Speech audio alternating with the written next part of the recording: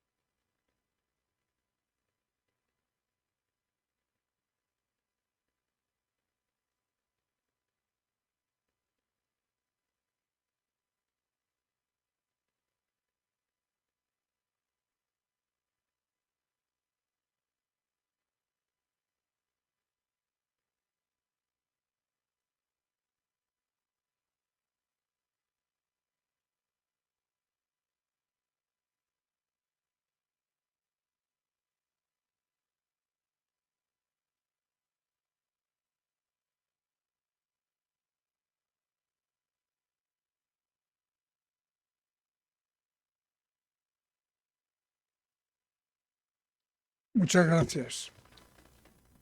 En este momento el Ayuntamiento de Santander está estudiando el declarar, creo que van a ser 3 días de luto por este trágico suceso que, como les digo, ha producido hace unas pocas horas cerca de la playa de La Maruca. Y ahora vamos a proseguir con lo que está previsto para hoy, que es la conferencia de Alfonso Burgón sobre la Operación Golondrina.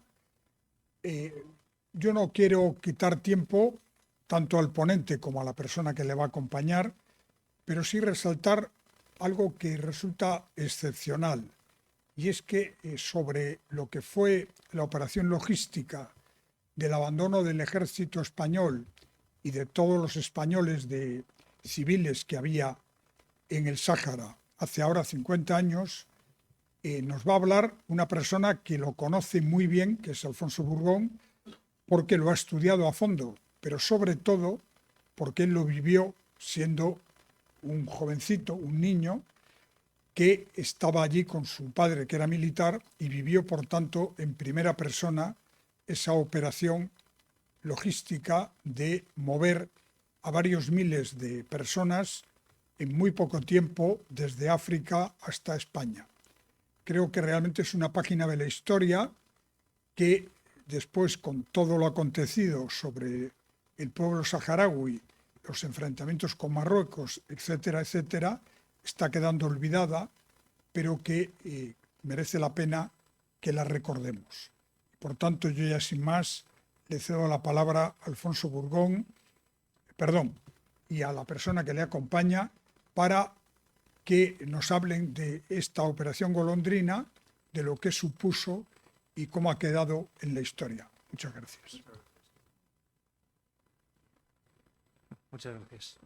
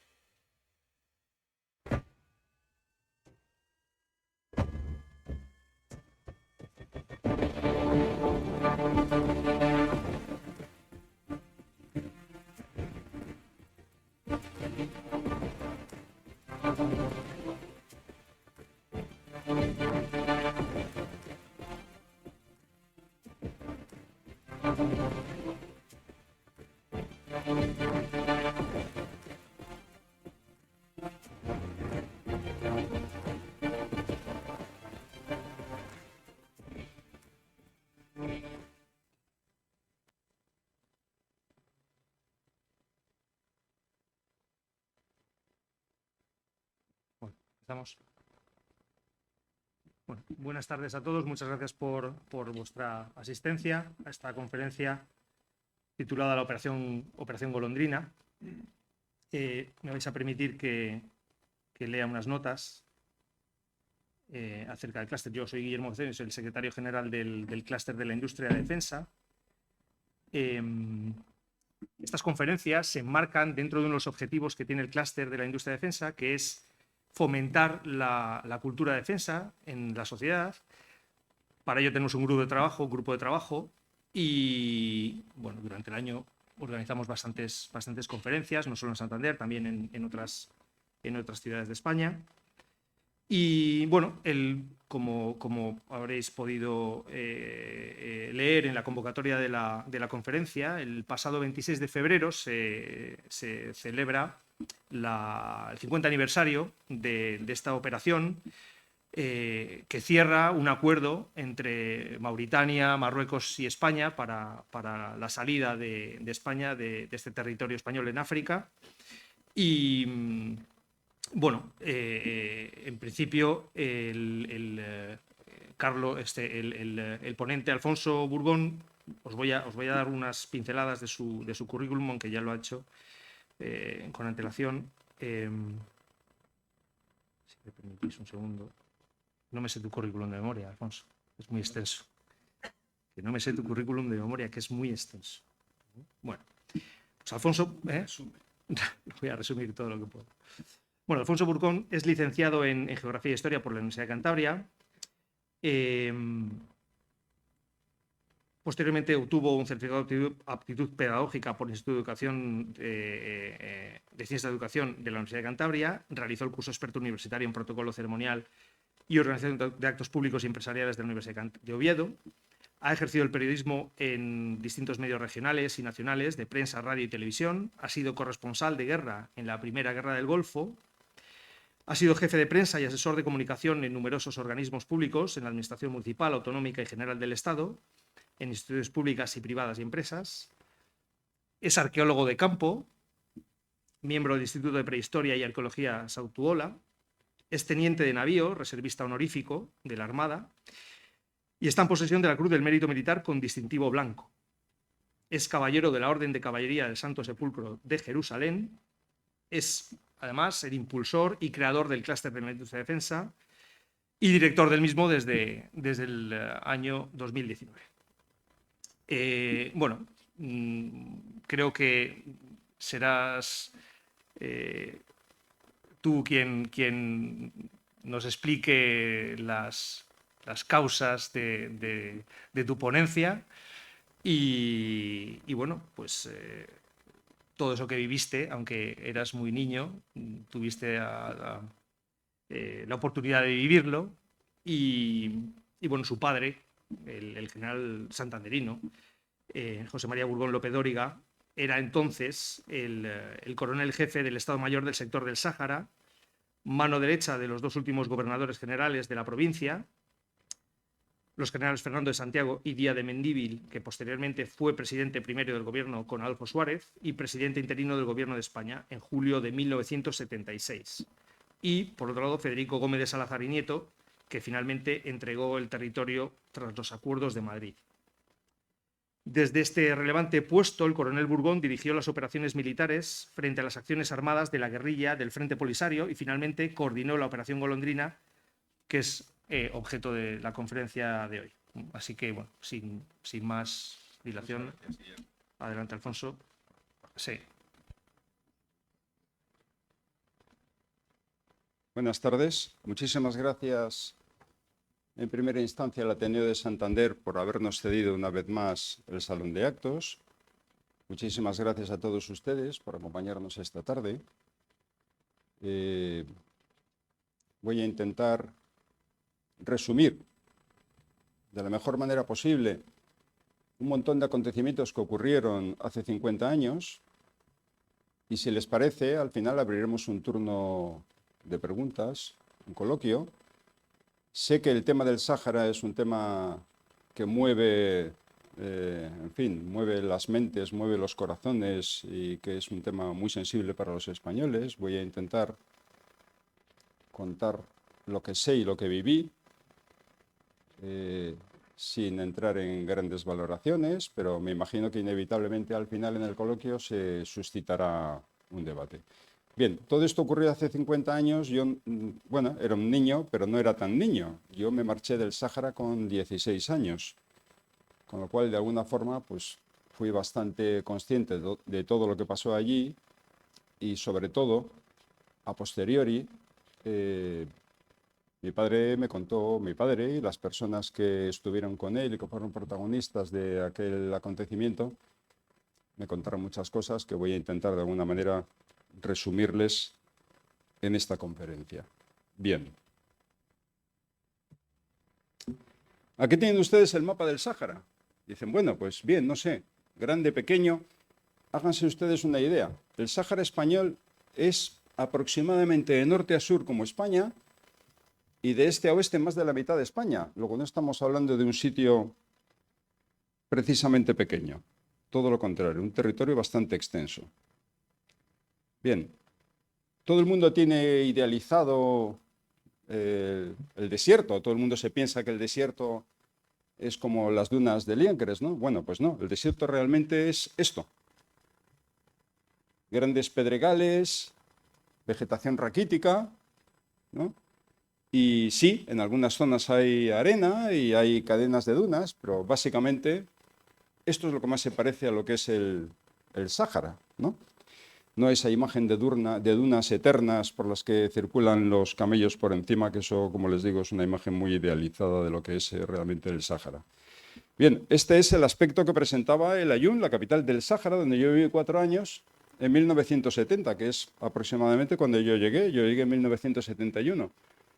Eso es la Sagi al-Hamra. Es curioso porque era una especie de laguna que estaba ahí estancada. En periodos cíclicos, 10, 15 años, se producían unas lluvias torrenciales en la cabecera de este río y llegaba la riada. Por cierto, no sé si ha sido el año pasado o hace 2 años que ha habido unas riadas brutales, unas lluvias espectaculares otra vez en el Sáhara, que estaba todo el mundo impresionado de la cantidad de agua que había caído. Y mientras tanto, mientras se sucedían esas lluvias periódicas, bueno, pues ahí había una especie como de laguna estancada y tal. Todo esto es una... Bueno, ahí no había nada. Esto fue fruto de la colonización española, que es quien construyó esta ciudad, que se convirtió en capital del territorio. Realmente el Sáhara, bueno, el origen del Sáhara español se remonta a 1884, hubo una serie de reuniones a nivel internacional donde se decidieron en ese año, finales de 1884 y principios de 1885, las grandes potencias europeas decidieron repartirse África y a España le tocó, bueno, pues una parte pequeña. Todos sabemos que la mayor parte del territorio africano se la quedaron los británicos, los franceses, los portugueses y bueno, pues a España se le cedió una parte pequeña. Bien, en la costa del Sáhara se habían establecido previamente unas factorías, fundamentalmente pesqueras, que es lo que nos dio de alguna manera el derecho a reclamar aquel territorio en aquellos acuerdos. En 1900 hubo que negociar con Francia para de alguna manera reajustar los límites del territorio, pero aquí estuvo muy abandonado hasta ya empezado el siglo XX. Pues ya vemos aquí que en 1916, 1920, 1928, que es cuando se estableció la primera población en el Aaiún, bueno, realmente la ocupación del territorio fue lenta. En el año 49 hubo un grandísimo descubrimiento. Siempre se ha hablado de los grandes recursos minerales del Sáhara. Bueno, hubo una prospección que determinó que existían unos yacimientos de fosfato que eran increíblemente buenos y extensos, estaban en superficie, eran de una facilísima explotación y de muchísima más calidad que los fosfatos que tenía Marruecos, que hasta ese momento de alguna manera era el país hegemónico en la producción y exportación de fosfatos, ¿no? Bueno, pues los yacimientos que se encontraron en Bucra eran realmente espectaculares. Bien, pero tardaron en empezar a explotarse hasta los años 60 por parte del INI, por cierto. Bien, aquí fue un gran descubrimiento. En los años 50 hubo prospecciones por parte de compañías petrolíferas norteamericanas, no encontraron realmente, pese a todo lo que se ha dicho, no encontraron yacimientos petrolíferos de mayor interés, ¿no? En 1958 es cuando el gobierno español decidió convertir al Sáhara en provincia española, la provincia 53. De tal manera, por cierto, que los ciudadanos del Sáhara, los nativos del Sáhara, disponían de un DNI, no era exactamente igual que el DNI del resto de los españoles, porque era de color rojo y escrito en árabe y no sé qué, no sé cuántos, pero en la práctica y desde un punto de vista legal, a partir de ese momento los ciudadanos saharauis realmente tenían el reconocimiento pleno de ciudadanos españoles en todos los sentidos. Si querían venir a estudiar a las universidades españolas, podían hacerlo. Si querían ingresar en la Academia General Militar, podían hacerlo, como cualquier otro ciudadano español. Y en 1969 empezó la cosa a complicarse. Es cuando, de alguna manera, recuerden ustedes el mayo del 68 en Francia, bien, la guerra de Vietnam, el enfrentamiento de bloques entre Estados Unidos y la Unión Soviética. Bueno, pues tanto la Unión Soviética como Estados Unidos intentaban de alguna manera enfrentarse en terceros países y extender sus ámbitos de influencia. Y aquí es donde empezó a complicarse la cosa ya en el Sáhara. Hubo un grupo de jóvenes saharauis que se dejaron seducir por el mensaje de la Unión Soviética, por los movimientos revolucionarios de la época, y crearon un primer movimiento de liberación que aceptaba, por cierto, aceptaba no solo la lucha armada, sino también la acción terrorista como forma legítima de conseguir lo que ellos querían en aquel momento, que era la independencia del territorio del Sáhara. Bien. El Frente Polisario, el famoso Frente Polisario, Frente Popular para la Liberación de Sagui al-Hamra, que es la mitad norte del territorio, y Río de Oro, que es la mitad sur, capital Villa Cisneros. Frente Polisario, Frente Popular para la Liberación de la Sagui al-Hamra y Río de Oro, se formó en el año 73. A partir de ahí empieza a incrementarse realmente no solo la lucha armada como tal, sino también las acciones terroristas por parte del Polisario. En el año 70, el gobierno español empieza a considerar la posibilidad de declarar una autonomía al territorio y se redacta un primer borrador de estatuto. En el año 74, esto es una curiosidad, todavía no teníamos ni siquiera aprobada la Constitución en España, y el primer partido político que se constituyó de manera legal en territorio nacional fue en el Sáhara. Se creó, esto estaba absolutamente inducido y dirigido evidentemente por el gobierno español, el famoso PUNS, el Partido de Unión Nacional Saharaui, que era pro-español, fue un primer experimento. Se constituyó también una asamblea que se llamaba la Yemá, donde estaban los notables de las diferentes tribus y tenían representantes en cortes. Bien, en el año 75 es cuando comunicamos ya de manera formal nuestra intención de celebrar un referéndum de autodeterminación. Y empieza la gran crisis final. Por cierto, en el año 74 fue asesinado Carrero Blanco, que era el presidente del gobierno. Carrero Blanco era firme partidario de poner en marcha un proceso para conceder la autonomía al pueblo saharaui de manera tutelada por España, de tal manera que ellos alcanzaran, tras un proceso de tutelaje razonable, su independencia plena, pero que, a imitación de lo que habían sido capaces de hacer otros países, fundamentalmente Francia, de lo que se trataba era de que el Sáhara español, después de conseguir su independencia, de alguna manera siguiera teniendo una vinculación con la metrópoli, con España, ¿no? Bien, pero el asesinato de Carrero Blanco truncó aquello y contribuyó a precipitar todavía mucho más la crisis final.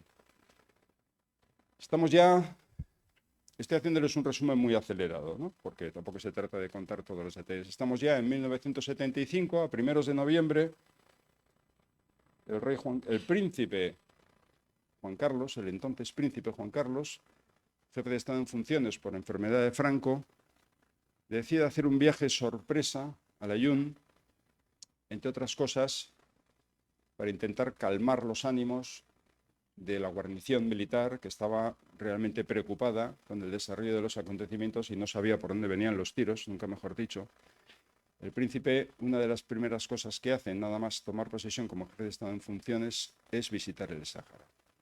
En esta fotografía se le ve con el que ya había ascendido a comandante, Agustín Muñoz Grandes, mandaba la unidad el hijo del famosísimo capitán general Agustín Muñoz Grandes, que mandó la División Azul. Agustín Muñoz Grandes yo lo conocí allí siendo todavía capitán piloto, pero tras el ascenso del comandante Sánchez Bilbao a teniente coronel, que se convirtió en ayudante personal del príncipe, pues el capitán Muñoz Grandes ascendió a comandante y se convirtió en jefe de la unidad de helicópteros número 2, que fue una de las personas que recibió en aquella visita al príncipe Juan Carlos. El príncipe Juan Carlos prometió que el ejército tenía todo su apoyo, que jamás nos iríamos con deshonor, bla, bla, bla, bla, pero por lo que se sabe ahora está de moda lo de la desclasificación de documentos oficiales. Bueno, estos yo creo que todavía quedan cosas por desclasificar, pero realmente el discurso y las declaraciones que hizo el príncipe Juan Carlos en aquel momento fueron una mentira absoluta, las cosas como son, porque ya se había decidido por parte del gobierno español cuál iba a ser el final del Sáhara y su entrega a Marruecos y Mauritania. Y sin embargo, pues allí se contó que no, que tal, que cual, que en fin, que defenderíamos aquello y a los saharauis. Bueno,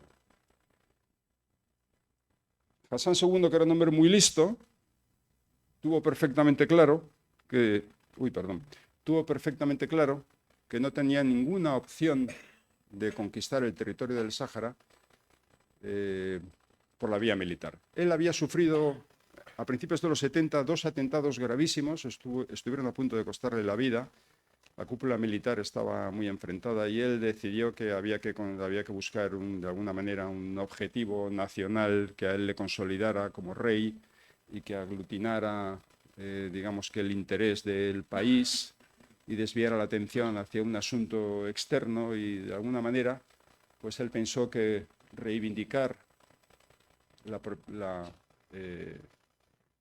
su soberanía sobre el Sáhara, pensó que era una magnífica idea, desde luego lo fue, e incluso interpuso ante Naciones Unidas un recurso legal que curiosamente Naciones Unidas rechazó, porque el dictamen de Naciones Unidas fue que Marruecos no tenía ningún tipo de antecedente histórico ni ningún tipo de derecho real sobre el territorio del Sáhara.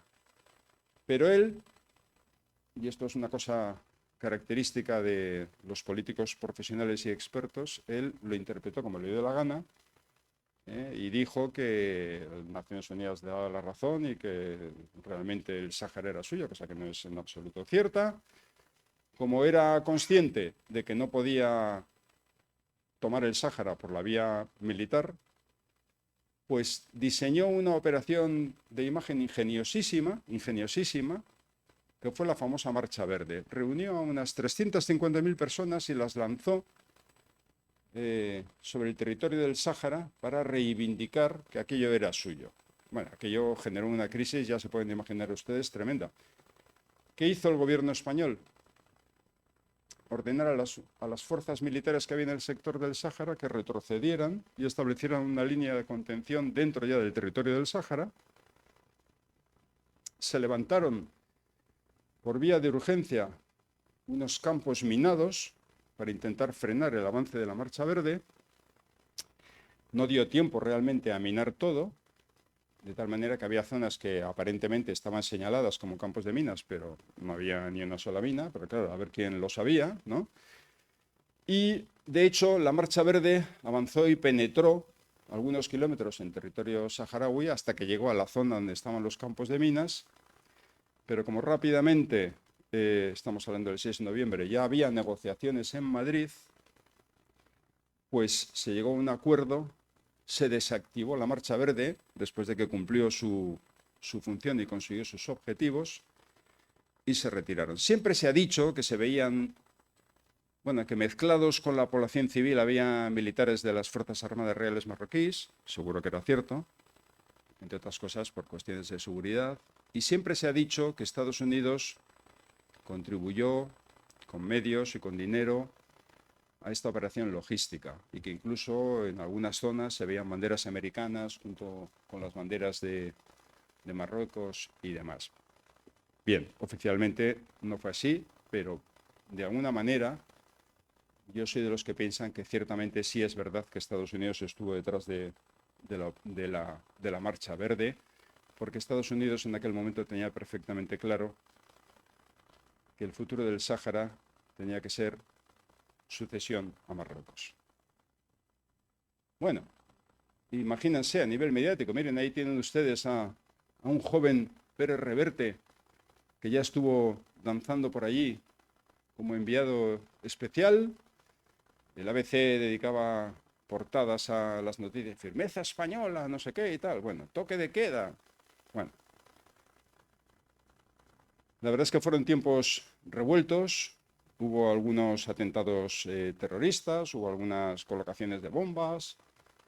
En fin, la cosa se complicó seriamente. Y en el momento final, bueno, pues llegaron refuerzos militares. Llegó al Sáhara un batallón de carros de combate de la división acorazada del regimiento Alcázar de Toledo, apoyado por un grupo de artillería autopropulsada que mandaba, por cierto, el teniente coronel San Martín, que luego se vio implicado, fue uno de los implicados en el intento de golpe de Estado del 23 de febrero. Yo lo conocía allí, personalmente, el teniente coronel San Martín.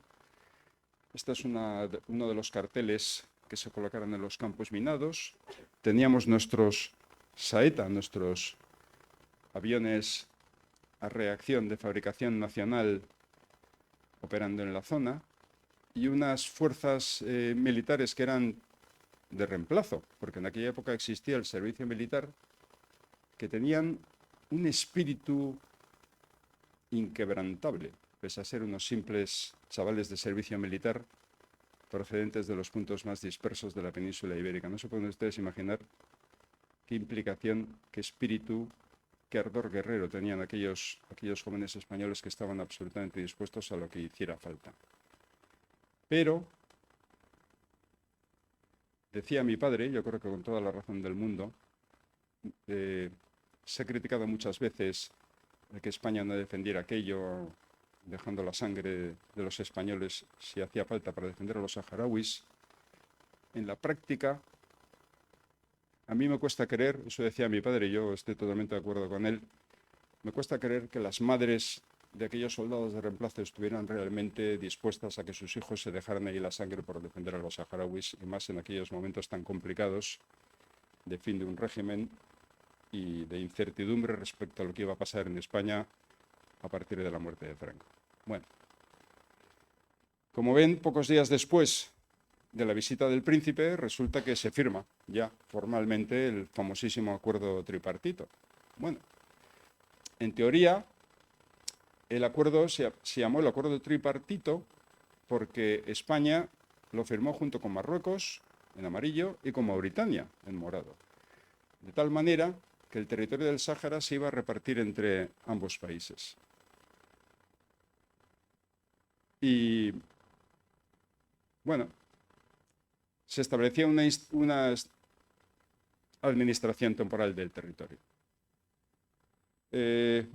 Bien, antes de entrar en lo que es la operación golondrina, les diré de alguna manera lo que pasó después, o quizás se lo cuento más adelante, porque esto duró lo que duró.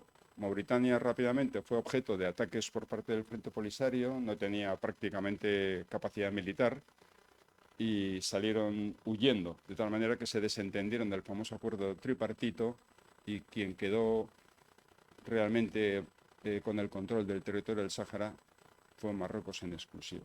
Bien, imagínense ustedes las circunstancias que vivíamos en España en aquellos años. Franco agonizando, de hecho murió el 20 de noviembre, pocos días después, 6 días después de que se firmaron los acuerdos tripartitos. España estaba en un momento realmente crítico.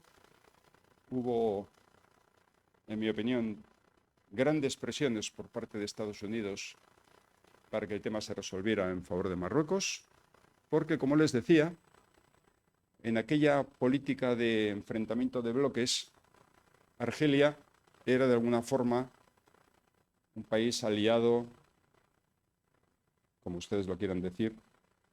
Argelia estaba realmente vinculado al Pacto de Varsovia, mientras que Marruecos era más aliado occidental. Argelia y Marruecos tenían un conflicto territorial muy serio, llegaron incluso a tener una guerra. Todavía hay una zona de frontera entre Marruecos y Argelia, todavía hoy en día, que no está oficialmente reconocida ni por Marruecos ni por Argelia. Hay mapas en los que no se atreven ni a pintar dónde acaba Marruecos y dónde empieza Argelia. Todavía hoy en día hay muchas unidades militares marroquíes acantonadas en las zonas próximas a la frontera con Argelia y viceversa.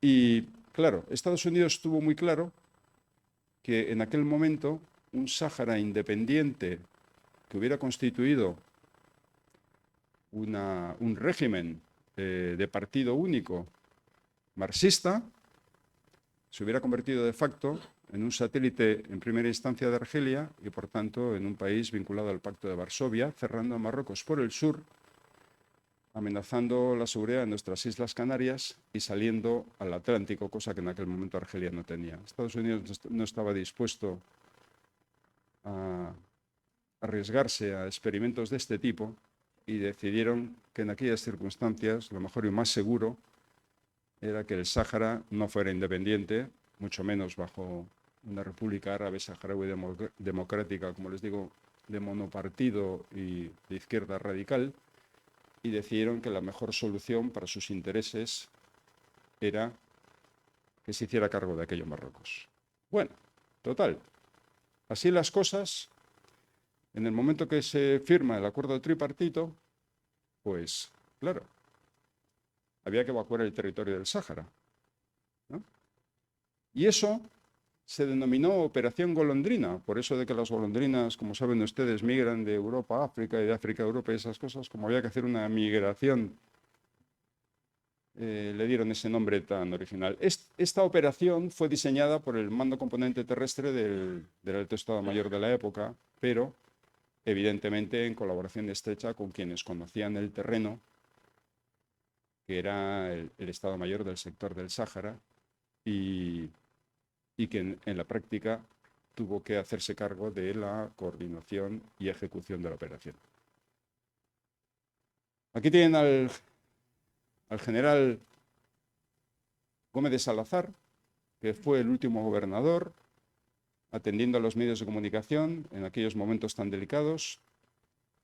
A la derecha en la imagen, muchos de ustedes no le reconocerán, es el coronel Aramburu Topete, que luego, siendo teniente general y director general de la Guardia Civil, tuvo una decisiva intervención en el Congreso de los Diputados para desactivar el golpe de Estado del 23F. Bueno, las hijas de José Luis Aramburu, Ana y Alicia, eran de mi edad y eran de mi pandilla, porque se hagan ustedes una idea. Y este hombre, por cierto, que estuvo también combatiendo en la División Azul, como les decía, en aquel momento era el coronel jefe del Regimiento Mixto de Ingenieros. Ahí está Valdés, un teniente coronel que era el secretario general en la delegación del gobierno. Aquí está mi padre, el coronel Bourgón López Dóriga, que era el jefe de Estado Mayor del sector del Sáhara. Y aquí está Timón de Lara, que era el coronel que mandaba el tercio 3. Había 2 tercios saharianos, el tercio 3 Juan de Austria en el Ayun y el tercio 4 Alejandro Farnesio en Villa Cisneros. Timón de Lara mandaba el tercio 3 en el Ayun, pero en ese momento acababa de ascender a general de brigada, pero como la situación era tan delicada, le dejaron allí, aunque allá había ascendido a general de brigada. Bueno, el tema del Sáhara se convirtió en un foco mediático incluso a nivel internacional. Este es el coronel Bourgón, mi padre, el que mandaba el cuartel general del sector del Sáhara. Aquí está el teniente general Cuadra Medina, que era el capitán general de Canarias, en una visita que hizo a las posiciones avanzadas del ejército español durante la Marcha Verde, acompañado por mi padre, que era el jefe de Estado Mayor, y por 2 periodistas de la agencia EFE. Esta es una telefoto de la época, la que está también el teniente general con mi padre y con el general Timón de Lara.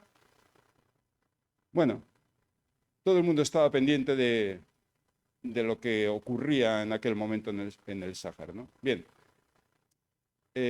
se había previsto 2 posibles circunstancias para la evacuación. Se sabía que había habido evacuaciones en otros países que habían sido tremendamente sangrientas y desorganizadas y demás, y aquí, bueno, pues se establecieron 2 escenarios posibles. Uno, la evacuación de urgencia, si fuera necesario, que estaba previsto intentar hacerla en un mes, y la evacuación normal, por así decirlo, que pensaron que se podía hacer en 160 días, algo más de 5 meses.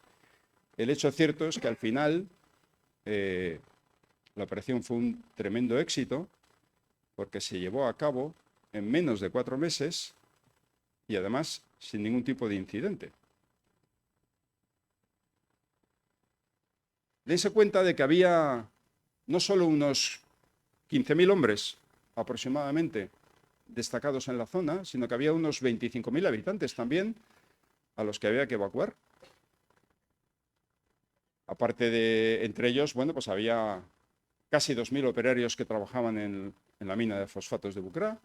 En total, imagínense tener que evacuar unas 40.000 personas con unas 40.000 toneladas de material, porque todo el mundo se tenía que llevar sus televisores, sus lavadoras, sus muebles, sus enseres, claro. Y el parque móvil, no solo vehículos civiles, carros de combate, vehículos autopropulsados, Land Rover, en fin, de todo, ¿no? Y claro, se decidió incluso que no se podía abandonar a nuestros muertos en el Sáhara y se exhumaron todos los cementerios para llevarnos también con nosotros a nuestros muertos allí. Bien, claro, aquello tuvo unas enormes dificultades logísticas, entre otras cosas, porque el aeropuerto de El Aaiún era muy pequeñito, no permitía el aterrizaje de grandes aviones. En Villacisneros también había un aeropuerto todavía más pequeñito, donde solo podían aterrizar aviones de hélice. En El Aaiún no había puerto. Los embarques tenían que hacerse con lancha de desembarco entre la playa y los cargueros se aproximaban a la plataforma continental, pero no había puerto donde pudieran atracar. En Villacisneros sí, había un pequeño puerto fundamentalmente pesquero, y lo que se utilizó fundamentalmente para el embarque de vehículos, sobre todo los vehículos pesados, fue un pantalón que Lini había construido como cargadero de mineral del fosfato de Fosbucra. Las minas estaban a aproximadamente 110 kilómetros de la costa. La casa Krupp alemana construyó una cinta transportadora que llevaba el mineral desde el yacimiento hasta la misma línea de playa, pero ahí hubo que construir un dique, un pantalón, como les digo, que se adentraba en el mar 3 kilómetros, y ahí sí que se podían acercar y atracar los buques cargueros, y eso fue uno de los puntos de salida fundamentales para todo el material y los vehículos y demás.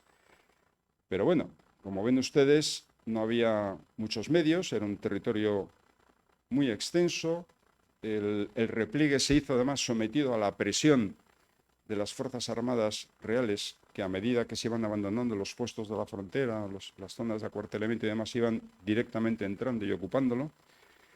Y pese a todo, pues no hubo ni un tiro, no hubo ni un accidente, no hubo ni un solo herido. Y yo creo que eso es, de alguna manera, lo que ha hecho que esta compleja operación logística, probablemente la operación logística más compleja de nuestras Fuerzas Armadas en la segunda mitad del siglo XX, sin duda, en mi opinión, pues haya caído en el más absoluto de los olvidos, porque como ustedes bien saben, las cosas que salen bien no dan titulares de prensa, ¿no? Los titulares de prensa siempre vienen de los incidentes, de los accidentes, de los fallos, de los errores y demás. La verdad es que fue una operación increíblemente ejecutada, de una manera absolutamente brillante, y dense cuenta, con los medios de la época, hace 50 años. Bueno, al final, el 26 de febrero, aunque hay quien dice que al final los últimos salieron el 29, bueno, pero el comunicado del Ministerio de Asuntos Exteriores se emitió el 26 de febrero diciendo que España ya se había marchado. Pero el abandono del Sáhara, después de 92 años, casi un siglo de presencia allí, en mi opinión, nuestra presencia en el Sáhara concluyó de manera oficial el 19 de diciembre, porque es cuando se arrió la bandera oficial en el cuartel general de Layún. Esta bandera, por cierto, estas son dos capturas, son de muy mala calidad, son dos capturas de una grabación de Televisión Española. Este señor era un corresponsal de Televisión Española del Centro Territorial de Canarias que se desplazó allí y que quiso dejar constancia del histórico momento en el que se arriaba por última vez la bandera española en el cuartel general del Sáhara, que ese era el arriado ya oficial, donde oficialmente España ya no, de alguna manera, renunciaba o oficializaba que aquello ya no era español. Esto ocurrió el 19 de diciembre del año 75. Esta bandera es una simple bandera cuartelera de uso diario que los oficiales del Estado Mayor del Sáhara quisieron ofrecer y ofrecieron a mi padre en recuerdo de aquel histórico acontecimiento. Y mi padre, pues emocionado y agradecido por el gesto, pidió unas tijeras y le cortó un tercio, el último tercio, de tal manera que dio la instrucción a sus oficiales del Estado Mayor de que cada uno de ellos, a su vez, recortara un trozo y la guardara como recuerdo de aquel momento. Esa bandera, digamos que mutilada, en recuerdo de todos aquellos españoles que habían regado con su sangre las arenas del Sáhara, mi padre me la regaló a mí. Yo se la ofrecí al Museo del Ejército y me dijeron que estarían encantados de recibirla, pero que no la iban a colocar en ninguna vitrina, que iba a pasar a engrosar los fondos en los sótanos del museo. Y la verdad es que para que tuviera ese destino, pues al final preferí enmarcarla y guardarla en mi casa, que es donde todavía está. A lo mejor algún día, en efecto, pueda acabar expuesta en algún sitio mucho más digno que mi casa. Pero bueno, es cierto que luego en Villa Cisneros hubo una bandera española que permaneció en un mástil durante más tiempo, pero ya aquello no era, digamos que, territorio español. De hecho, ni la izaban ni la arriaban, simplemente se quedó ahí puesta. Y en febrero, cuando ya los últimos funcionarios se marcharon de Villa Cisneros, la descolgaron y se la llevaron debajo del brazo. Pero el arriado oficial fue, como les digo, el 19 de noviembre del año 75. Bueno, a partir de ahí, pues la cosa evidentemente se complicó, porque el Frente Polisario creó la República Árabe Saharaui Democrática, que todavía existe, y emprendió una guerra bastante cruenta contra Marruecos.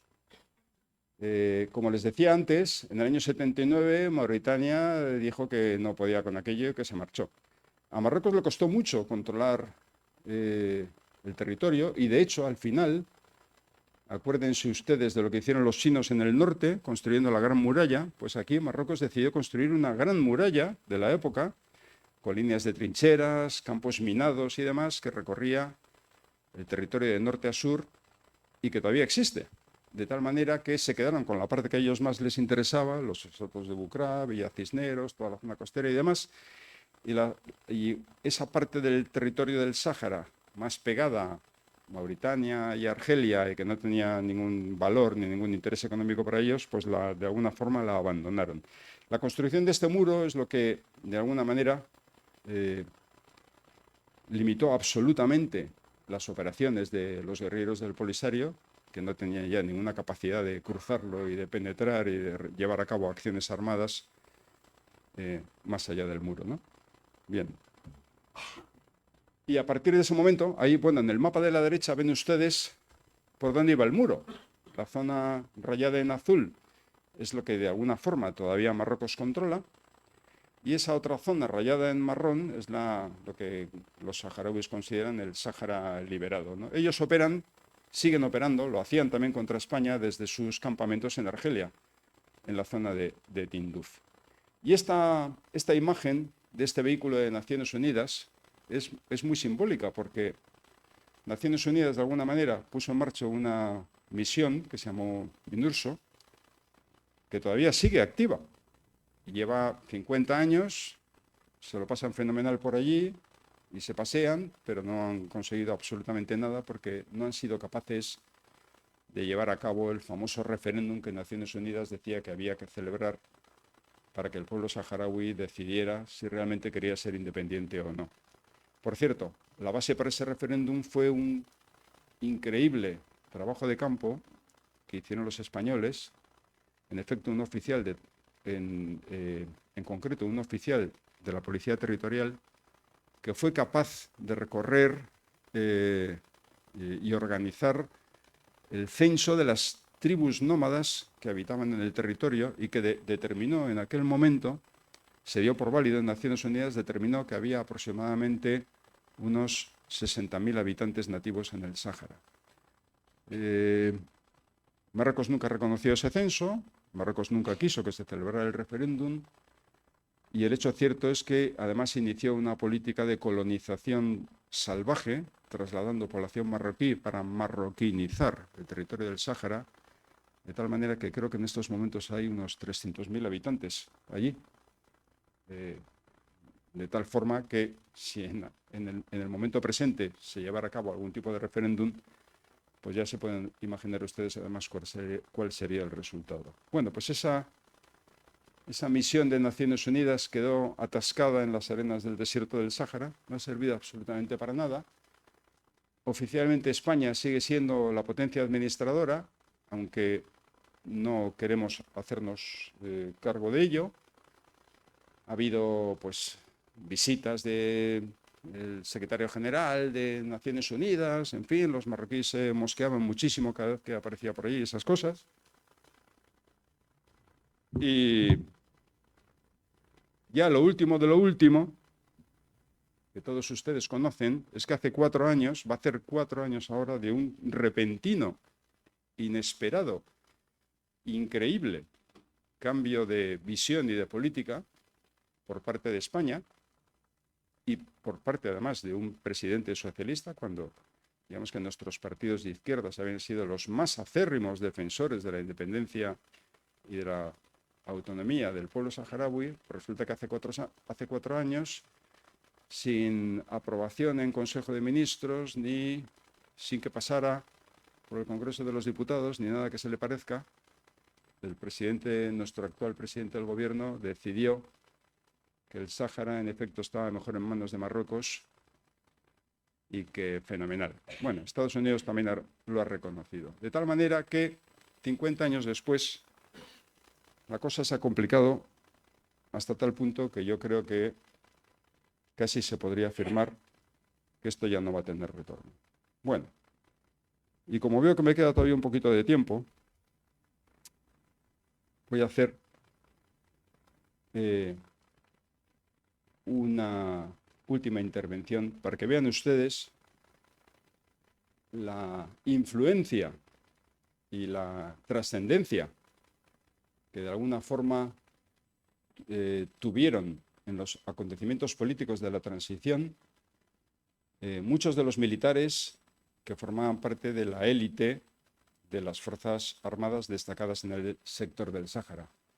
Porque el general Fernando de Santiago y Díaz de Mendívil, que es el que nombró a mi padre jefe de Estado Mayor, que estuvo yo creo que del 71 al 74 aproximadamente, este señor llegó a ser vicepresidente primero y ministro de Defensa del gobierno de Adolfo Suárez, e incluso llegó a ser jefe de Estado accidental en julio, como decía antes Guillermo, del año 76.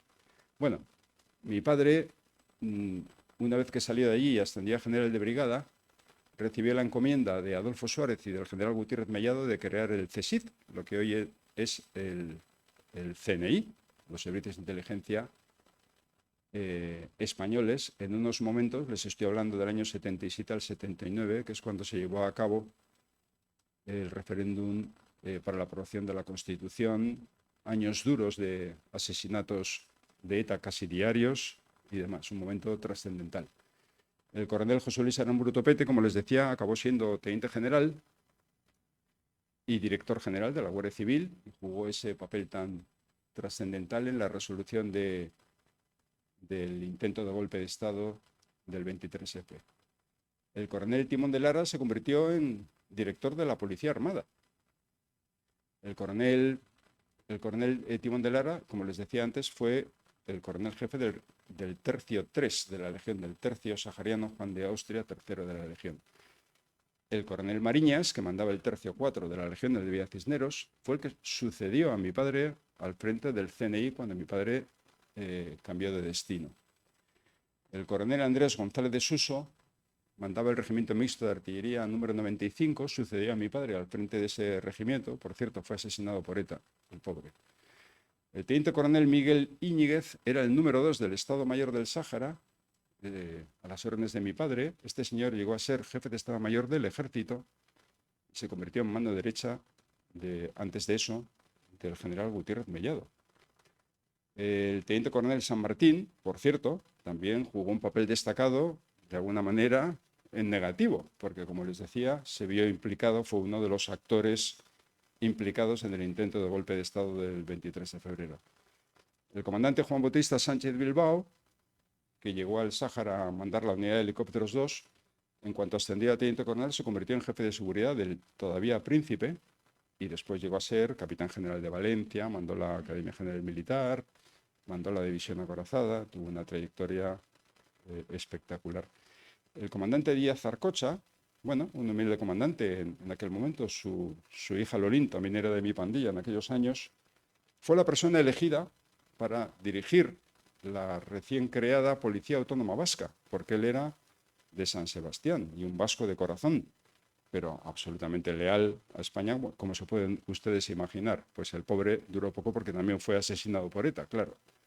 El capitán Agustín Muñoz Grandes Galirea, que en aquel momento se hizo cargo de la unidad de helicópteros 2, que la han visto ustedes antes en la foto, pues llegó a ser también teniente general y a ocupar cargos importantísimos y trascendentales en aquellos años de la transición. Con lo cual,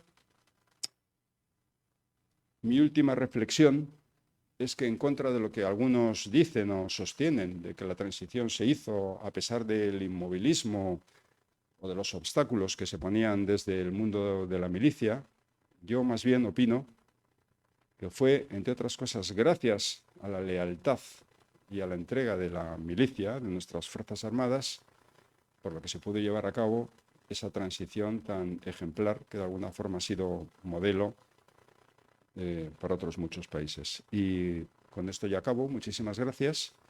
Y si les parece, podemos abrir un turno de preguntas que va a moderar Guillermo. Muchas gracias.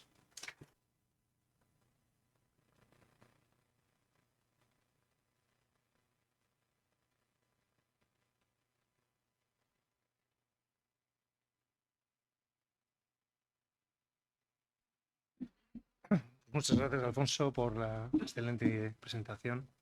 Y nada, bueno, si alguno de vosotros queréis formular alguna pregunta, corta, por favor, para que Alfonso pueda responder. Buenas tardes, Alfonso, y enhorabuena.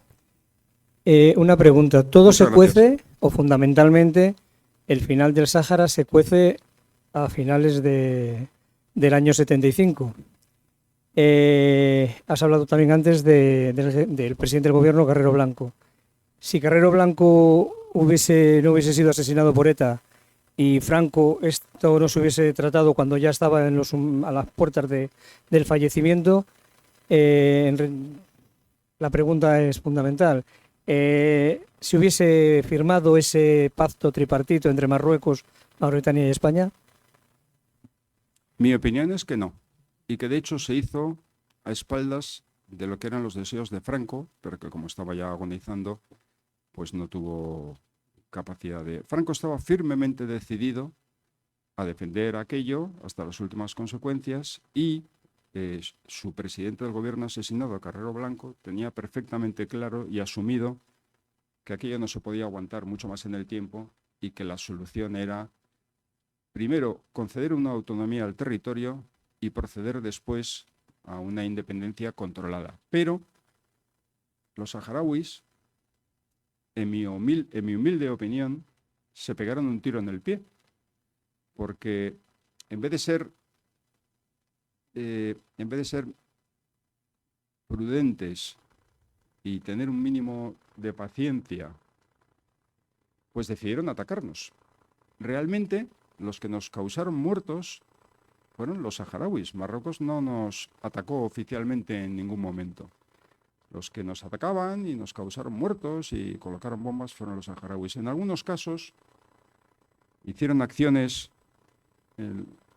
ahora se llama en la zona gris, para que pareciera que era Marruecos quien estaba detrás, porque su gran interés era enfrentarnos con Marruecos, claro. Eso de alguna forma hubiera favorecido sus deseos de independencia. Sí, pero en el momento que se convirtieron en una amenaza guerrillera y terrorista para España, complicaron muchísimo las cosas y en mi opinión eso es lo que propició que Estados Unidos tomara cartas en el asunto de una manera absolutamente decisiva y en contra de los intereses del pueblo saharaui, porque es lo que ocurrió. Es decir, en efecto, con España en otras circunstancias, aquello probablemente hubiera tenido un final distinto, pero háganse ustedes cargo, ¿no? Franco muriendo, el régimen agonizando, pues había otros asuntos bastante más importantes que atender como para hacer frente a aquello. Estábamos en un momento de debilidad extrema, se nos ha acusado de que fuimos unos cobardes, que fuimos unos miserables, pero claro, ya les decía a ustedes antes, de verdad, las madres de nuestros soldados estaban dispuestas a que sus hijos ahí regaran las arenas del desierto con la sangre de sus hijos, pues seguramente no. En definitiva, no pudimos hacer otra cosa en aquellas circunstancias y es lo que ocurrió.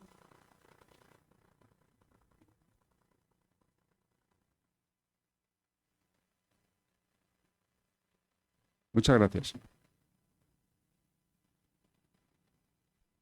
Bueno, yo quería aprovechar para preguntarte, sí, no estaba preparado, no. ¿Había alguna manera de que Estados Unidos eliminase al Frente Polisario como opción? ¿En aquella época? No, era muy complicado. Era muy complicado porque el Frente Polisario actuaba desde Argelia. Bueno, les voy a contar una cosa que de alguna forma yo creo que se sabe y está escrita. Los guerrilleros del Polisario cruzaban la frontera para atacar nuestros puestos y la respuesta de nuestras unidades, evidentemente, era hacerles frente y perseguirles, y en ocasiones cruzábamos la frontera de Mauritania, cruzábamos la frontera de Argelia y les perseguíamos porque, bueno, ya se pueden ustedes imaginar que en el desierto, donde queda exactamente la frontera, pues es una cosa, en fin, no había un poste diciendo está usted entrando en Mauritania ni está usted entrando en Argelia, entonces en ocasiones se les perseguía más allá de los límites del territorio saharaui. Pero una cosa es eso y otra cosa es realmente era atacarles abiertamente en sus bases en Argelia. Aquello era impensable. Al final, bueno, pues Estados Unidos tampoco se complicó mucho la vida. Dijo, pues vamos a lo más práctico y a lo más sencillo. Ya saben ustedes que Marruecos ha sido siempre un firme aliado de Estados Unidos y eso jugó a su favor, claramente.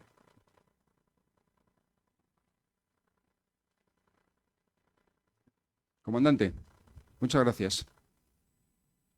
¿Te has dado cuenta que después de intentar infructuosamente tener una base soviética en el Sáhara, acabaron teniendo una base soviética en la Guinea Española? Perdón, no te he entendido bien. Que si te has dado cuenta de que después de intentar, la clave del Sáhara era dar una salida al mar Claro. a los rusos que no tenían bases Correcto. en las latitudes correctas. Tenían que salir por una cajonera. Cerrando a Bueno, Marruecos por el sur y dando salida Sí, pero- al pero- al pero- Pacto de pero- Varsovia, al Atlántico, al frente a las Atlántico Canarias. En una latitud correcta y no por el estrecho de Gibraltar. Pero te has dado cuenta que finalmente, en parte, se salieron con la suya, llegaron a tener bases casualmente en la antigua Guinea Española. No oíste hablar de las bases rusas, ¿eh? ¿No te suenan? Sí, llegaron a tener una base. No sé si duró. Sí. Es curioso, ¿no? Bueno, lo de Guinea Ecuatorial se nos sale un poco del, Sí, del no, pero mapa. quiero decir que es Se nos sale un curioso poco del mapa hoy.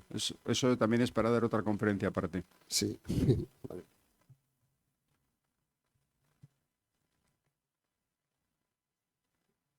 Fernando. Espera, perdona. Sí, una pregunta por curiosidad. Después de estos 50 años, ¿el pueblo saharaui ha mejorado su nivel de vida, ha mejorado su prosperidad al salirse del paraguas de España? La verdad es que no. Y también tengo que decirte, Andrés, que hubo una parte importante de la población saharaui que decidió que no quería quedarse allí. Y se marcharon a Canarias, se marcharon a España. Amigos míos de mi pandilla, que eran saharauis, se marcharon de allí porque vieron claramente que aquello no tenía buena pinta ni buen futuro. Viven en unas condiciones infrahumanas, 50 años después, no tienen ninguna posibilidad, en mi opinión, ya de ser reconocidos como nación independiente. Y luego, bueno, pues nosotros, los españoles, que somos de buen corazón, llevamos a cabo esas campañas veraniegas de traer aquí a los niños saharauis, les damos unos veranos maravillosos, les llevamos a Cabárceno, les compramos helados, les vestimos y luego, ala chaval, acaba el verano, vuélvete ahí a tu aldea. Pues yo creo que eso es un gravísimo error por parte de los saharauis, porque estos chavales que están viniendo aquí conociendo otra forma de vida y otro nivel de vida, pues yo me imagino que cuando tengan la edad adecuada querrán marcharse de allí, evidentemente, a buscarse un futuro mejor. Con lo cual, en fin, un desastre.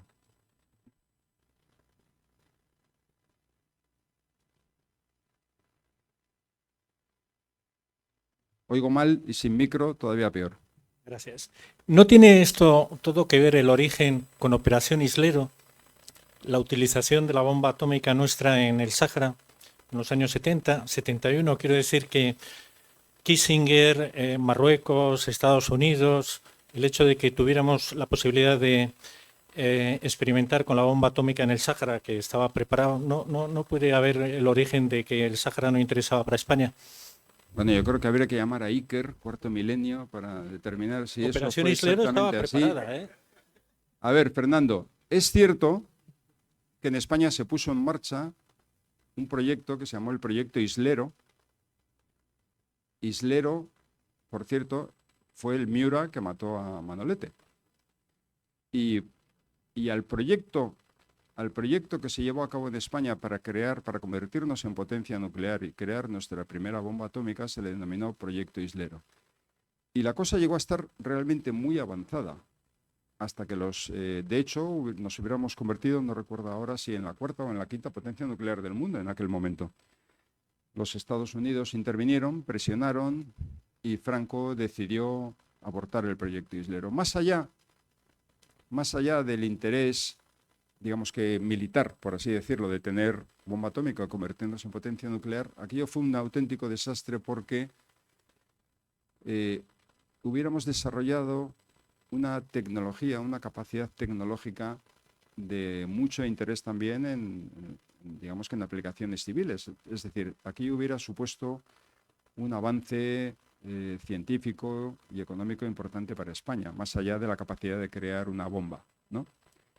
Pero Franco cedió ante las presiones de Kissinger, en efecto, y aquello se abandonó. Pero yo en ningún sitio he escuchado ni he leído que hubiera intención de probar la bomba atómica en el Sáhara, ni que no, yo no tengo ni idea, de verdad. Pero nada, igual tú sabes mucho más.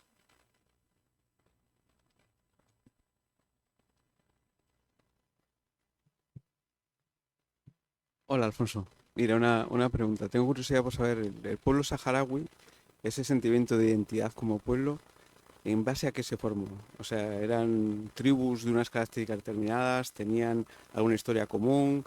¿O fue un reparto territorial totalmente aleatorio que juntó a gente que no tenía realmente una historia o un sentimiento de identidad? Realmente nunca fueron una nación, nunca. Marruecos nunca tuvo nada que ver con aquello, pero aquello tampoco era nada. Es decir, había una serie de tribus nómadas que en muchos casos además rivalizaban entre ellas, pero no existía un estado como tal, ni un sultanato, ni nada que se le parezca. Vivían por allí, tenían repartido más o menos el territorio. De hecho, todavía tú ahora viajas, por ejemplo, yo hace muchos años hice una travesía del desierto del Sáhara y encontramos, cruzando por el desierto del Sáhara, por Argelia hasta Malí, y nos encontramos a pastores saharauis, porque evidentemente, como os decía antes, lo de la frontera es una cosa muy relativa, ¿no? Los pastores nómadas saharauis lo mismo estaban en zona argelina que estaban en zona mauritana, que llegaban incluso a la zona de Malí, donde ya hay tuaregs. Es decir, no había ni sentimiento de nación, ni nada que se le parezca. Eso no, eso es una creación del Frente Polisario, ¿no? De tal manera que además había tribus que eran más partidarias de que España siguiera allí, se quedara, y otras menos partidarias, pero al final, bueno, pues como los que levantaron las armas contra España, de alguna manera se hicieron un poco con el control de la situación. Esto es un poco, voy a cometer un error, pero es un poco lo que pasa en algunas otras zonas. Yo qué sé, por ejemplo, en el Líbano, ¿no? Donde hay cristianos, hay musulmanes. Al final, eso es un amasijo, ¿no? Bueno, allí tenían un tronco cultural común, sí, pero de aquella manera. Tribus nómadas, dispersas por el territorio. Y por cierto, les voy a contar una anécdota. Durante la administración española, las tribus saharauis todavía tenían esclavos. Esas pulseras que se pusieron de moda hace unos años, que se llamaban esclavas, que eran unas bolas de plata y tal, se llaman esclavas porque eran las pulseras que colocaban a sus mujeres esclavas, generalmente de raza negroide, y esas pulseras las hacían los majarreros, los orfebres saharauis. España miraba para otro lado, ¿no? Porque no quería tampoco intervenir hasta ese punto en su modo de vida y en sus costumbres, pero tenían esclavos en aquellos años todavía. En definitiva, no existía una nación saharaui ni nada que se le parezca.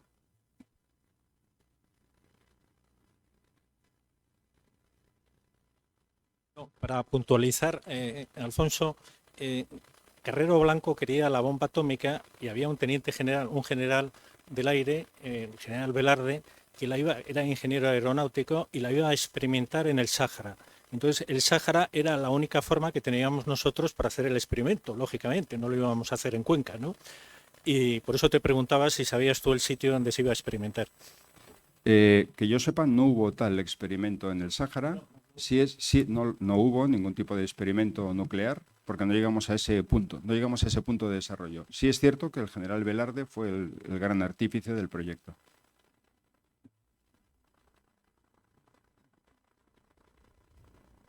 Zacarías, muchas gracias. Gracias a vosotros, muy bonito. Conocemos un poco más de la verdad de todo ello. Mi pregunta es, ¿qué idioma y qué forma de vida tienen? ¿Qué idioma hablaban los saharauis o hablan? ¿Cuáles son sus dialectos o idiomas? E inclusive religión. Bueno, eran musulmanes y hablaban hasanía, que era un dialecto del árabe. Y a España costó mucho, de alguna manera, intentar modificar sus hábitos y asentarles.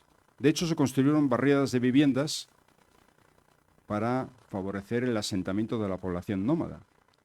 Pero en ocasiones, cuando recibían las viviendas, sobre todo en la zona del barrio de Colominas, que estaba en la zona alta de Layún, pues se cargaban las puertas para convertirlas en astillas y encender fuego para hacer el té, y en el patio de la casa metían a las cabras y echaban la comida de las cabras en la bañera, ¿no? Es decir, aquello era complicado. Había unas escuelas que se llamaban las Escuelas de la Paz en el Layún, yo les hablo del Layún, os hablo del Layún, y había un instituto mixto que era de alguna forma también un poco pionero en aquellos años porque era de chicos, chicas y saharauis. Había muy pocos saharauis en el instituto y todos, si nosotros teníamos 14 años, la mayoría de ellos ya tenían 18 o 19. Chicas había en las Escuelas de la Paz, pero muy pocas llegaban al instituto. Y en muchos casos, además, en mitad de la escolarización llegaban sus padres y llegaba el momento del nomadeo y se las llevaban otra vez al desierto y desaparecían de ahí. Es decir, aquello fue complicado. Pero España hizo un grandísimo esfuerzo de integración, de respeto a sus costumbres y a sus tradiciones, grandísimo esfuerzo. Nada que ver con esas películas que se ven ahora de la Argelia francesa, donde ponía este cine tiene prohibida la entrada a los nativos y ese tipo de cosas. Allí, vamos, eran absolutamente, tenían los mismos derechos, hacían la misma vida que nosotros y, como decía yo al principio, tenían todo el derecho del mundo para venir a la península, estudiar en nuestras universidades, estaban becados, incluso hubo algunos que se convirtieron en oficiales de nuestras Fuerzas Armadas después de pasar por la Academia General Militar. Es decir, desde ese punto de vista estuvieron absolutamente arropados. Bueno, no se les dejó una grandísima infraestructura ni se hicieron grandísimas inversiones en el territorio, pero porque España en aquellos años era, pues, más bien pobre. Era un país en vías de desarrollo. Entonces, pues claro, tampoco tuvimos capacidad de dejarles una herencia mayor de la que pudimos dejar, pero desde luego el trato que se les dio fue absolutamente exquisito.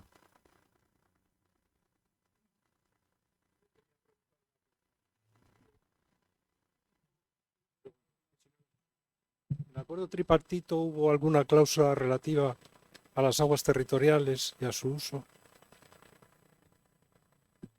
Pues la verdad es que lo desconozco, pero evidentemente lo desconozco, lo siento, no puedo darle ese dato, pero España de alguna forma sí que intentó con aquel acuerdo, España intentó de alguna forma mantener, digamos que, sus intereses económicos en la zona. Y una de las cosas que se pactó era que, en efecto, se pudieran seguir faenando en las aguas, que nuestros pescadores pudieran seguir faenando en las aguas del Sáhara. Y otro de los acuerdos a los que se llegó fue que, con todo el dineral que el INI se había gastado en la instalación de la mina de Fosbucrá, unas inversiones millonarias para la época. Imagínense solamente la cinta transportadora de la Casa Krupp, que eran 110 kilómetros desde el yacimiento hasta la costa. Bueno, el acuerdo contemplaba que España seguía teniendo digamos que, derecho sobre esa explotación durante X años, con el ánimo al menos de recuperar la enorme inversión que habíamos hecho. La cinta transportadora, por cierto, era uno de los objetivos prioritarios de los ataques de la guerrilla del Polisario, que intentaban interrumpir el transporte de mineral. Bueno, Marruecos dijo que sí, y desde luego nunca lo cumplió. Al final nos tuvimos que acabar marchando de allí, no fuimos capaces ni de recuperar la inversión, ni nada que se le parezca, y bueno, aquello fue un desastre económico total y absoluto para nuestros intereses. No fuimos capaces de imponer a Marruecos ni siquiera los términos del acuerdo.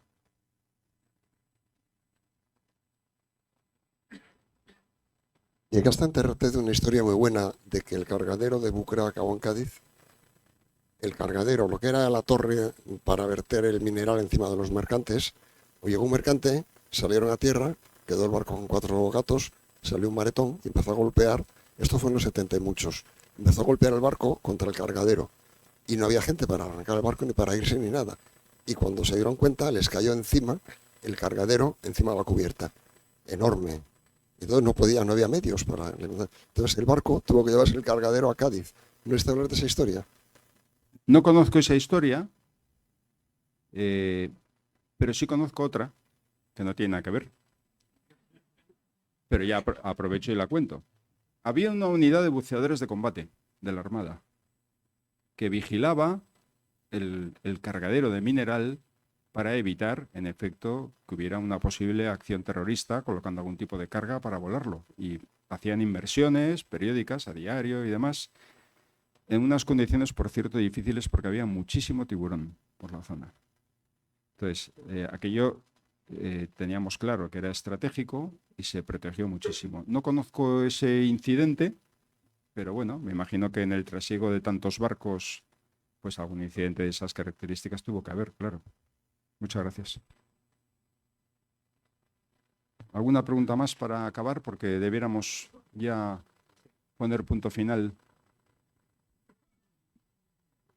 Bueno, si no hay más preguntas, nada, damos por concluida la presentación. Muchísimas gracias, Alfonso, por esta conferencia tan interesante, y gracias a ustedes también por su presencia y su atención. Muchas gracias. Muchas gracias.